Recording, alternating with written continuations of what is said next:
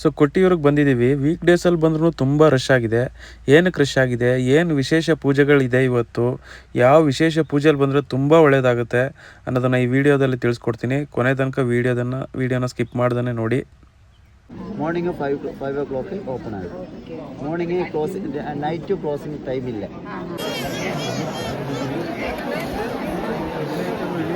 ಉಟ್ಕೊಂಡು ಪಂಚಯ ಅಡಿ ಗುರು, ಏನು ಗುರು 6 ಪ್ಯಾಕ್ ನಿಂದು.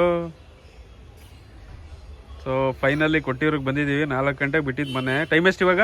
9:30ಗೆ ರೀಚ್ ಆದ್ವಿ. ಎಲ್ಲ ಲೇಟ್ ಆಗಿದೆ, ಗಂಟೆಯಿಂದ ಅಲ್ಲಲ್ಲೇ ನಿಲ್ಸ್ಕೊಂಡು ವಾಮೆಂಟ್ ಮಾಡಿಕೊಂಡು ಬಾಡಿ ಎಲ್ಲ ವಾಮೆಂಟ್ ಮಾಡಿಕೊಂಡು ಬಟ್ಟೆ ಮೇಲೆಲ್ಲ ಇದ್ದ ತೊಳೆದು ಬರೋದು ಲೇಟ್ ಆಯ್ತು. ಇಮೇಜ್ ಡ್ಯಾಮೇಜ್ ಮಾಡ್ಬೇಡ. ಹೆಂಗೆ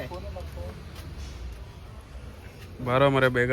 ನೋಡ್ಗುರು, ಹಿಂಗ್ ಕಣ್ಣನೋ ಇರೋ ಕಣ್ಣಲ್ವಾ ಕಾಣ್ತದೆ. ನೋಡ್ಗುರು, ಎಲ್ಲ ಕರ್ನಾಟಕ ಬೋರ್ಡ್ಗಳೇ ಜಾಸ್ತಿ ಐತೆ ಪಾರ್ಕಿಂಗು. ಕರ್ನಾಟಕದವ್ರೆ 90% ಬರೋದೇ ಕರ್ನಾಟಕದವ್ರು ಇಲ್ಲಿಗೆ. ಶಿಸ್ತು.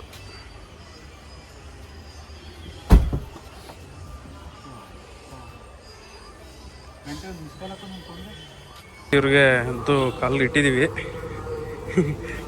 ದೇವಸ್ಥಾನಕ್ಕೆ ಹೋಗ್ಬೇಕಷ್ಟೇ. ನಾವು ಸ್ವಲ್ಪ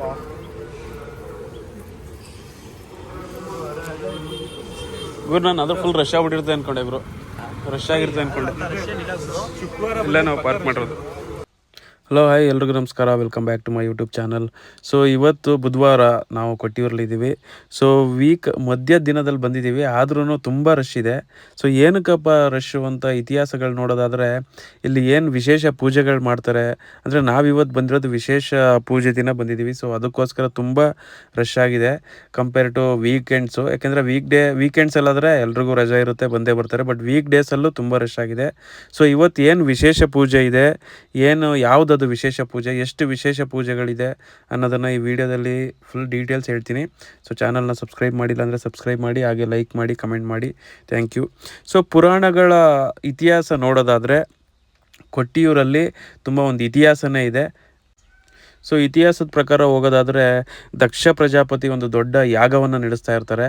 ಸೊ ಆ ಯಾಗಕ್ಕೆ ಶಿವನಿಗೆ ಅವಮಾನ ಮಾಡಬೇಕು ಅಂತ ಹೇಳ್ಬಿಟ್ಟು ಶಿವನ್ನ ಆಹ್ವಾನ ಮಾಡಿರೋದಿಲ್ಲ.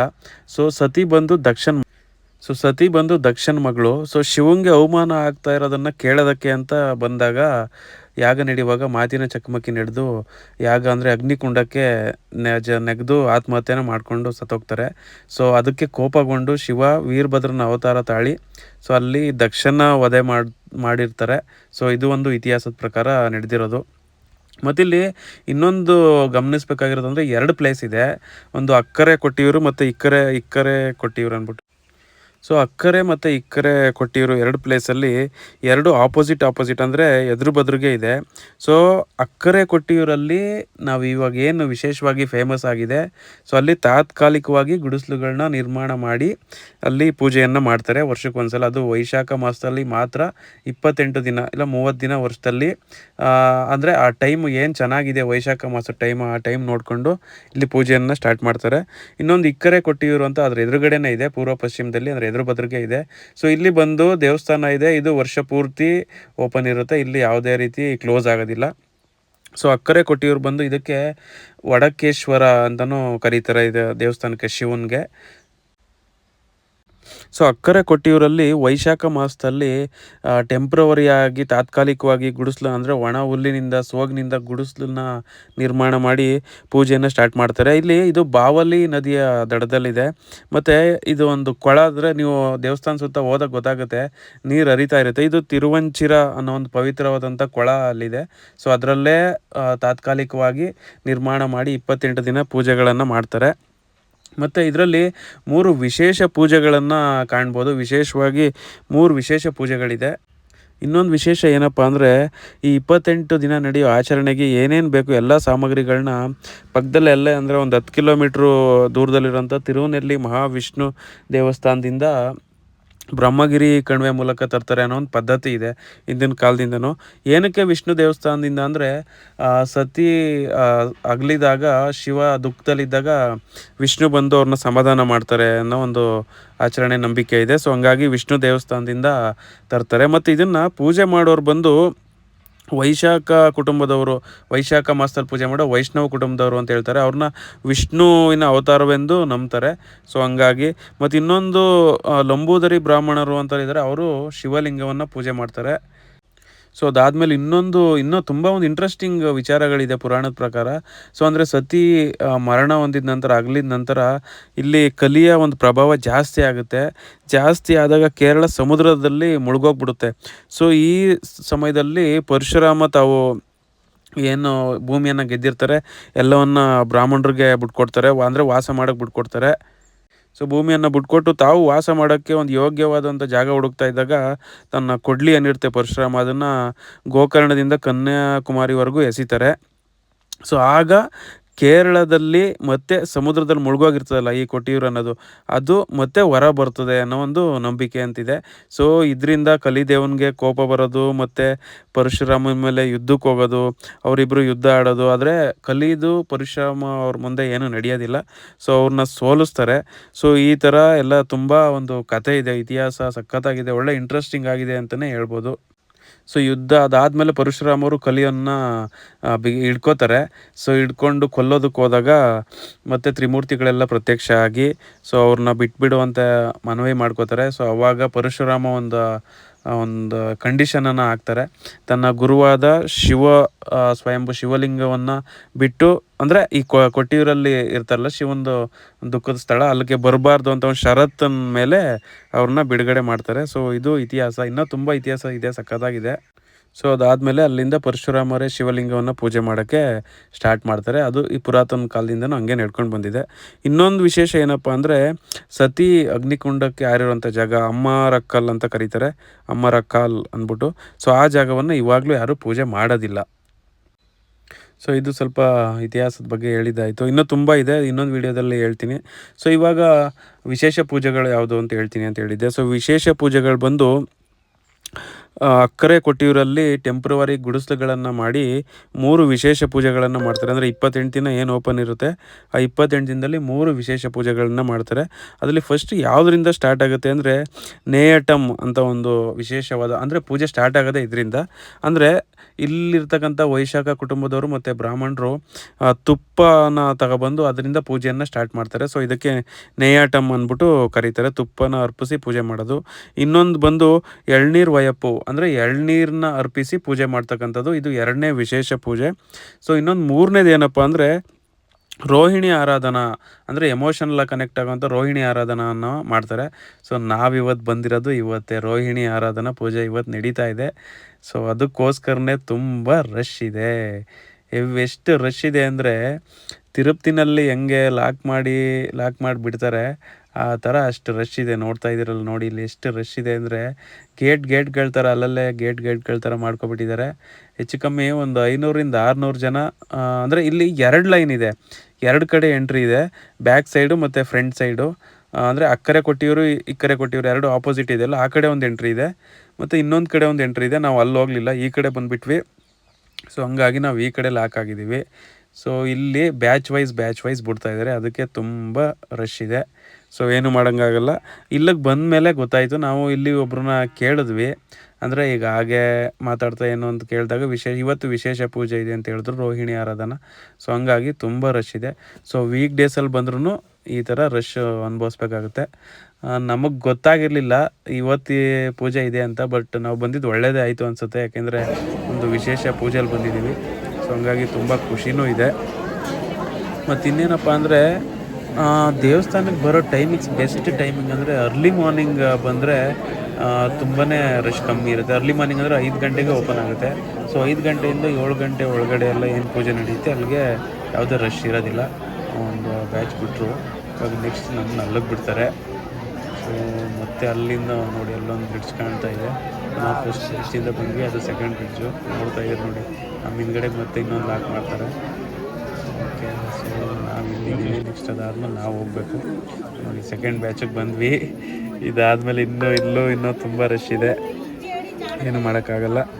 ಸೊ ಅದೇ ನಾವು ಬಂದಿದ್ದು ತುಂಬ ಒಳ್ಳೆಯದೇ ಆಯಿತು ಅಂತಲೇ ಹೇಳ್ಬೋದು, ವಿಶೇಷ ಪೂಜೆ. ಸೊ ಹಂಗಾಗಿ ತುಂಬ ಖುಷಿ ಇದೆ. ಮತ್ತು ಟೈಮಿಂಗ್ಸ್ ಬಂದು ಅವಾಗಲೇ ಹೇಳಿದ್ನಲ್ಲ, ಬೆಳಗ್ಗೆ ಅರ್ಲಿ ಮಾರ್ನಿಂಗ್ 5 ಗಂಟೆಗೆ ಬಂದು 7 ಗಂಟೆ ಒಳಗಡೆ ಹೋದರೆ ಫ್ರೀಯಾಗಿ ಇರುತ್ತೆ.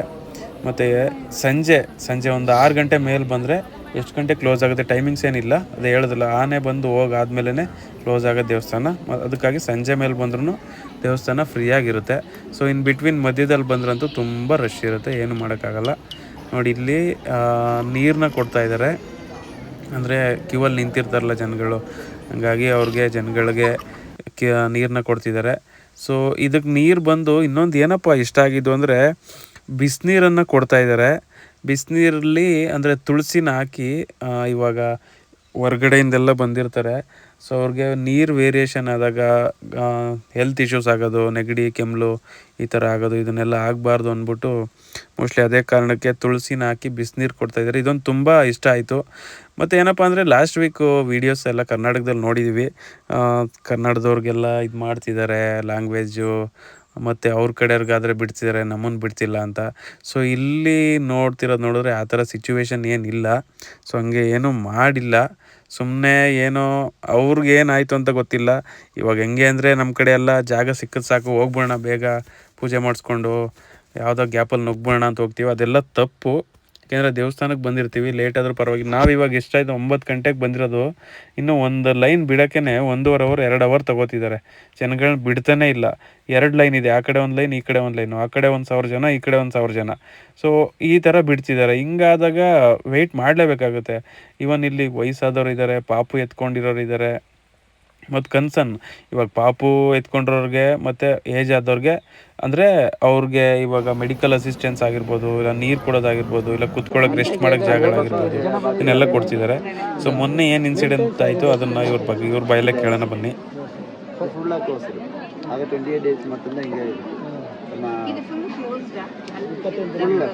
அந்த கேட் இருக்குல்ல, அது கேட்டு, அந்த கேட்டு, இந்த கேட்டு, அந்த லாஸ்ட் கேட் ஃபுல்லாக கேட்டு க்ளோஸ்.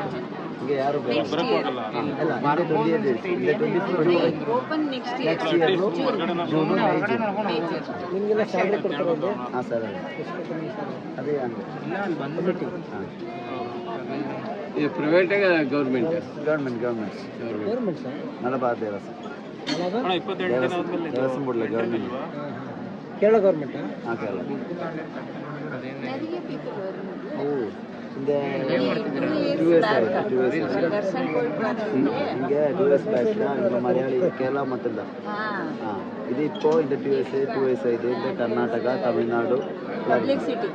பப்ளிசிட்டி. இந்த ரீல், இன்ஸ்டா ரீல்ஸ் ஃபுல்லாக இதாகிடுது. இது எத்தனை இயர் ಟೆಂಪಲು ಸಾವಿರ ಅಂದ ಕಾಲದಿಂದ ಜಾಸ್ತಿ ಕಾಲ ಇದು ಪಬ್ಲಿಸಿಟಿ ಪಬ್ಲಿಸಿಟಿ 2 years back தான் பண்ணிட்டு இங்கே வரும். யார் இந்த கேரளா, அந்த கேரளா ஆட்கார் தான் இங்கே வரும். அது பப்ளிசிட்டி 20 days ஓப்பன் இருக்குது. இந்த மே ஜூன் இந்த வைசாக மலையாளம் டேஸ் இல்லை, அங்கே வைசாக நல்லதாக இங்கே பூஜை ஸ்டார்ட் பண்ணுவோம். இந்த 28 days ஜூன் 20th இங்கே லேடிஸ்க்கு இந்த க்ளோஸ் ஆகிடுது. 20 லேடிஸ் ஆஃப்டர்நூன் சீவேலி எலிஃபெண்ட் வந்து போய் இங்கே லேடிஸ் மொத்தமும் இங்கே வெளியே போவோம். இங்கே இந்த வாத்தியம் இல்லை, வாத்தியம் இருக்கு, இந்த தீபம் இல்லை, ஒன்றுமே இங்கே ஒன்றுமே ஜென்ஸ் மட்டும்தான். இங்கே லாஸ்ட் 24th அந்த வால் இல்லை, கத்தி, அந்த கத்தி இங்கே இருந்து போயிருந்தா எல்லாருமே வெளியே போவோம். ಬಿಡ್ತಾರೆ. ಎಷ್ಟೊತ್ತಾಗುತ್ತೆ ಇನ್ನು ಬಿಡೋಕ್ಕೆ? ಟೈಮ್ ಬಿಡೋಕ್ಕೆ? ಟೈಮು 1 hourಲೇ ಆವು. 2 ಲೈನ್ ಇರುತ್ತೆ. ಇದೇ ಥರ 2 ಲೈನ್ ಇದೆಯಾ? ಇದುപോലെ ಹಂಗೆ 2 ಲೈನ್. ಮತ್ತು ಅವರು ಅಲ್ಲಿ ಹಂಗೆ ಹೋಗ್ತಿರೋದು ಯಾರು ಗೊತ್ತಾ? ಅಲ್ಲಿ ದರ್ಶನ ಮುಗಿಸ್ಕೊಂಡು ಹಂಗೆ ಹೋಗ್ತಿರೋದು. நீங்க இந்த 2 லைன்ல இந்த 2 லைன் அந்த பிரிட்ஜில ஒന്നിச்சு தான் தாழ்க்கு. ഇന്നലെ വരെ അത് ഫുള്ളാ ക്ലോസ് ആയിട്ട് നീങ്ക ഒരു 100 പേഴ്സ് നേരെ ലൈൻ ആയി പോയി. എൻട്രി ಇಲ್ಲ ಹಿಂಗೆ. இந்த VIP ಪಾಸ್ ഒന്നും ಇಲ್ಲ. ಅನ್ನದಾನ ಎಷ್ಟು ಜನ ಬಿಡ್ತೀರಾ ರೆಸಿಪ್ಟಿಗೆ? Per head 1000 per head. തോന്നുന്നു, നമുക്കറിയില്ല. നമുക്ക് അത് ദേവസ്വം ബോർഡില് അത് ഓഫീസിലെ ഫുള്ള ഇൻഫർമേഷൻ ഇருக்கு. ಮುಂಚೆ ಎಲ್ಲ 5 ಜನ ಬಿಡ್ತಿದ್ರಲ್ಲ ಒಂದು ಟಿಕೆಟ್ಗೆ ಒಂದು ಅನ್ನ. നമ്മളെ അത് യാതൊരു ഇതില്ല. ಅನ್ನದಾನಕ್ಕೆ ಯಾರಿಗೂ ದುಡ್ಡಿಲ್ಲ. நம்ம அங்கே ಫ್ರೀ ಸಾಪಾಡು. ಅದಕ್ಕೆ ಎಕ್ಸ್ಪೆನ್ಸ್ ಇರ್ಕಿಲ್ಲ. ಈ ರೆಸಿಪ್ಟ್ ಹಾಕ್ಸಿದ್ರೆ ಅನ್ನದಾನಕ್ಕೆ 5 ಮೆಂಬರ್ಸಿಗೆ ಬಿಡ್ತಾ ಇದ್ರು ಮುಂಚೆ. அது நமக்கு தெரியாது, அது ஃபுல்லாக அவர் ஆஃபீஸில் ஸ்டாஃப் அவர் தீர்மானிக்கும்.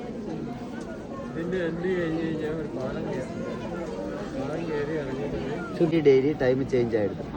എന്താ വെച്ചാൽ ഇന്നേക്ക് നൈറ്റ് 10 o'clock നാളേക്ക് ദിവസം 9 o'clock ക്ലോസ് ആവും, இல்லை 9:30 ക്ലോസ് ആവും. இந்த லாஸ்ட் பெலியில் எலிஃபெண்ட் அது க்ளோஸ் ஆகிடுது. அது எப்போ வருது, அது ஃபுல்லாக ரவுண்டு பண்ணிட்டு போயால் இங்கே நைட்டு ஃபுல்லாக க்ளோஸ் ஆகிடும். പിന്നെ யாருக்கும் இங்கே பிரவேசனம் இல்லை. நைட்டு ஆனை வந்து இந்த ரவுண்ட் பண்ணிட்டு நைட் டெம்பிள் க்ளோஸ் ஆகிடுது. മോർണിംഗ് 5 o'clock ഓപ്പൺ ആകും. Morning closing, night closing time ഇല്ല. ആന வந்து இந்த சீவேலி, மலையாளத்து சீவேலி കഴിഞ്ഞാ இங்கே ஃபுல்லாக க்ளோஸ். அதுதான் இங்கே இங்கே நைட்டு வரும், இங்கே வரும், அங்கே போகக்கூடாது, தண்ணிக்குள்ளே இறங்க முடியாது. இங்கே மெயின் ப்ராப்ளம் இங்கே கர்நாடகா அவருக்கு இங்கே டைம் நைட்டு க்ளோசிங் டைம் தெரியாது. நீங்கள் எல்லா டைமிலும் இங்கே வந்துக்கிட்டு இருக்கு. நம்ம சொல்லும்போது தான் நீங்கள் இந்த ஏங்கிரி நம்மக்கிட்ட நீங்களே அன்னை அப்படியே ஒரு இதில்லை ரீலி அது நம்ம சொல்லி அந்த சீவேலியும் வந்து முடிஞ்ச டைமு நீங்கள் கர்நாடகா ஆൾക്കാർ ഇത് നമ്മുടെ റോപ്പ് കിട്ടി, ആ റോപ്പൊക്കെ പൊട്ടിച്ചിട്ട് ഉള്ളിൽ കയറി നമ്മൾ പറഞ്ഞ് നിങ്ങൾ അലൗഡ് അല്ലേ, നിങ്ങൾ വെളിയിൽ പോകണം, നാളെ കാലേക്കില്ല ദർശനം. അപ്പോൾ ഓരോ 2-3 നാൾ നമ്മൾ പിടിച്ച് തള്ളി, ഫുള്ള് നമ്മളാ பிடிச்சி தள்ளி. அதுதான் அங்கே இங்கே ரீல் ஷூட் பண்ணிட்டு கர்நாடகா மொத்தமாக ரீல் பறக்குது. இங்கே ரவுடிஸ் இருந்தா, இங்கே கண்ணூரில் ரவுடிஸோ கேரளத்தில் ரவுடிஸோ, நம்ம ஒன்றும் ரவுடிஸ் இல்லை. நீங்கள் எல்லாருக்கும் பார்க்க வேண்டி தான் நம்மளை இங்கே கஷ்டப்படுது.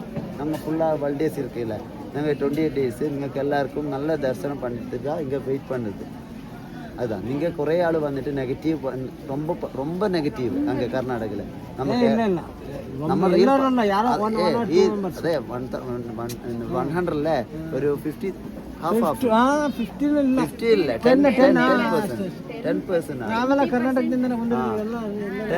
ஆளும் இந்த வந்துட்டு நெகட்டிவ். இந்த இன்னர் அந்த புழையில சைடுல வேஸ்ட் பண்ணுது, இங்க அங்க கயறக்க ரோப்பக்க உள்ள கேறுது. நாம எல்லா மனுஷன் தான், ஒரு பேரு. இது யாருக்கும் இந்த ഇതില്ല. ഇത് നിങ്ങൾ വലിയ ആട്, നിങ്ങൾ ചെറിയ ആട്, അങ്ങനെയൊന്നുമില്ല. ഇതിങ്ങ കയറിലൊക്കെ ഇവിടെ പോകുമോ, നമ്മ ഇങ്ങ പോല പറഞ്ഞാൽ നമ്മൾക്കിட்ட ഇങ്ങോട്ട് ഫൈറ്റ് பண்ணும் അവർ. அதுதான் നമ്മൾ അങ്ങോട്ട് തള്ളിവ. அது வீடியோ எடுத்துட்டு அங்கே கர்நாடகா போட்டு இங்கே கேரளா ரொம்ப இதுதான் குண்டாயிசம் தான், அதுதான் இதுதான் പറഞ്ഞ് வீடியோ போடுறேன். நம்ம இங்கே இருந்து ஒன்றுமே நம்ம எல்லாருக்கும் ஒரு போல தான், നമ്മൾ എല്ലാവർക്കും ദർശനം பண்ணுக்குது. அதுதான் ഇവിടെ. அப்போ கர்நாடகாவில் ரீல் பண்ணிட்டு நம்ம இங்கே குண்டா இந்த என்ன പറയാ നിങ്ങൾക്ക് അടിക്കുത്. പക്ഷേങ്കില്ല കുറേ ആള് നമുക്ക് സപ്പോർട്ട് ചെയ്താ കർണാടകയില് റീൽ പണിറവര് നമുക്ക് കേരളാവിലെ സപ്പോർട്ട് ചെയ്തിട്ടാ ನೀರು ಸುಡುವೆಲ್ಲ ಉಂಟು, ಹಾಟ್ ವಾಟರ್ ನಲ್ಲಿ. ಇದು ತಣ್ಣಿತ, ಇದು നല്ല ഫ്രഷ്.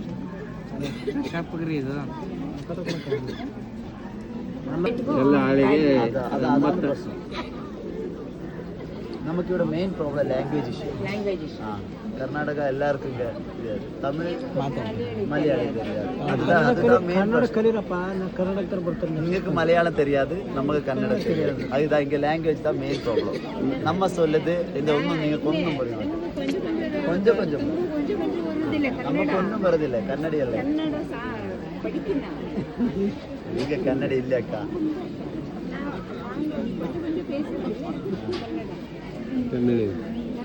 இங்கே கன்னட இல்லை, தமிழ் பேசு கொஞ்சமாக எல்லாரும் தமிழ் பேசு. இது கன்னட அங்கே வரதில்லை.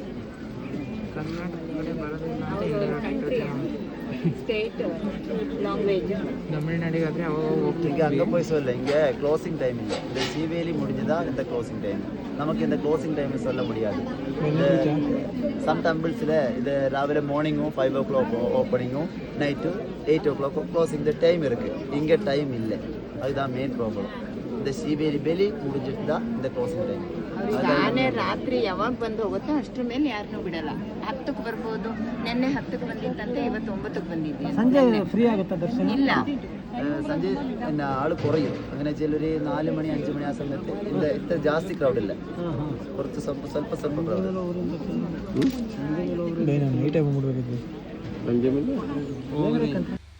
ಸೊ ಇಲ್ಲೇ ನೋಡಿ ನೀರು, ಬಿಸಿನೀರು ಕಾಯಿಸಿ ವಾಟ್ರ್ ಬಾಟ್ಲಿಗೆ ತುಂಬಿ ಯಾರ್ಯಾರು ಕೇಳ್ತಾರೆ ಅಂದರೆ ಲೈನಲ್ಲಿ ನಿಂತಿರೋರ್ಗೆ ಅವ್ರು ಬಂದು ಕೇಳ್ತಾರೆ, ನೀರು ಬೇಕಾ ಒಳ್ಳಮ್ ಅಂತ ಕೇಳ್ತಾರೆ. ಸೊ ಅದು ಕೇಳಿದವ್ರಿಗೆ ನೀರು ಕೊಡ್ತಿದ್ದಾರೆ. ಇದೊಂದು ತುಂಬ ಚೆನ್ನಾಗಿದೆ ಮಾತ್ರ ಫೆಸಿಲಿಟಿ. ಮತ್ತು ಬಿಸಿನೀರು ಕೊಡ್ತಿದ್ದಾರೆ, ಅದು ತುಂಬ ಇಷ್ಟ ಆಯಿತು. ಸೊ ಹಂಗೆ ನಿಂತ್ಕೊಂಡು ಸಾಕಾಗಿ ಫೈನಲಿ ನಮ್ಮದು ಫೈನಲ್ ಗೇಟ್ ಬ್ಯಾಚ್ ಏನಿದೆ ಅದನ್ನು ಬಿಟ್ಟರು. ಸೊ ನೋಡಿ ಹಂಗೆ ಏನು ಸಕ್ಕದಾಗಿ ಕಾಣ್ತಿದೆ. ಇಷ್ಟೊತ್ತು ಕೆಳಗಡೆ ಜಲ್ಲಿಕಲ್ಲು ನಿಂತ್ಕೊಂಡು ಕಾಲು ಎಷ್ಟು ಅಂದರೆ 9 ಗಂಟೆಯಿಂದ 1:15 ಆಯಿತು ನಾವು ಇಲ್ಲಿಗೆ ರೀಚ್ ಆಗೋದಕ್ಕೆ. ಆಲ್ಮೋಸ್ಟು ಒಂದು 3-4 ಅವರು ನಿಂತಿದ್ದೀವಿ, 4.25 ಅವರು. ಹೀಗೆ ಕಾಲು ಏನೋ ಒಂಥರ ಸಖತ್ತು ಪೇಯ್ನು ಆ ಥರ ಆಯ್ತಿತ್ತು. ಬಟ್ ಇವಾಗ ನೋಡಿದ್ಮೇಲೆ ಈ ಹತ್ರಕ್ಕೆ ಬಂದಾದಮೇಲೆ ಎಲ್ಲ ಒಂಥರ ರಿಲೀಫು. ಹೆಂಗೆ ತಿರುಪ್ತಿಲಿ ಕ್ಯೂವಲ್ಲಿ ನಿಂತ್ಕೊಂಡು ತಿಮ್ಮಪ್ಪನ ದರ್ಶನ ಮಾಡಿದಾಗ ಹೆಂಗೆ ರಿಲೀಫ್ ಆಗುತ್ತೆ, ಹಂಗೆ ಇಲ್ಲೂ ರಿಲೀಫ್ ಅಂತ ಅನ್ನಿಸ್ತಾ ಇದೆ. ನೋಡಿ ಕೊನೆಗೂ ಆನೆ ಸಿಕ್ತು. ಅಂದರೆ ನಾವು ಈ ಕಡೆ ಲೈನಲ್ಲಿದ್ವಿ, ಹಂಗಾಗಿ ಸಿಗಲಿಲ್ಲ. ಸೊ ಫೈನಲಿ ಆ ಕಡೆ ಲೈನಲ್ಲಿದ್ದವ್ರಿಗೆ ತುಂಬ ಕ್ಲೋಸಾಗಿ ನೋಡಿದ್ದಾರೆ ಆನೆನ. ಸೊ ಕರೆಕ್ಟಾಗಿ ಕ್ಯಾಪ್ಚರ್ ಮಾಡೋಕ್ಕಾಗಿಲ್ಲ. ಸೊ ಮುಂದಿನ ವೀಡಿಯೋದಲ್ಲಿ ನಾನು ದೇವ್ರ ದರ್ಶನದ ಬಗ್ಗೆ ವೀಡಿಯೋಗಳನ್ನ ಹಾಕ್ತೀನಿ.